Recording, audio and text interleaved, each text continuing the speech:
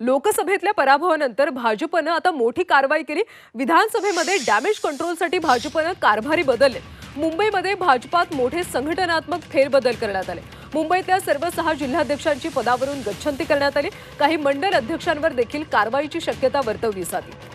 लोकसभेतल्या पराभवानंतर भाजपनं आता कारवाई करायला सुरुवात केल्याचं पाहायला मिळतंय, कारण विधानसभेमध्ये हे डॅमेज कंट्रोल करण्यासाठी भाजपनं आता कारभारी बदलल्याचं पाहायला मिळेल। मुंबईमध्ये भाजपात मोठे संघटनात्मक फेरबदल करण्यात आले।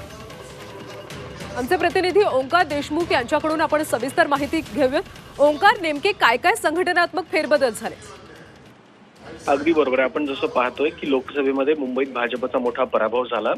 मतांच्या गणितात जरी भाजपनं आघाडी घेतली असली तरी सुद्धा संख्यात्मक दृष्ट्या भाजपला पराभव स्वीकारावा लागला। या पार्श्वभूमीवरती 2 दिवसांपूर्वी मुंबई भाजपकडनं 6 जिल्हाध्यक्षांसह काही मंडलाधिकाऱ्यांचे राजीनामे घेण्यात आले, त्यांना पदावरून मुक्त करण्यात आलंय। येत्या 8 दिवसांमध्ये नव्यानं सगळ्या पदाधिकाऱ्यांची नेमणूक केली जाईल।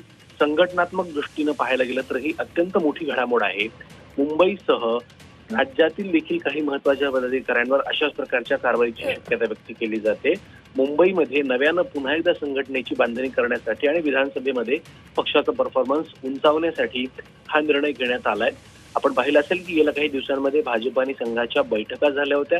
या बैठकांमध्ये देखील अशाच प्रकारे पक्षामध्ये काही महत्त्वाचे बदल करण्यात यावेत अशा प्रकारची चर्चा झाली होती। या बैठकांनंतर भाजपनं ही सगळी कारवाई केली।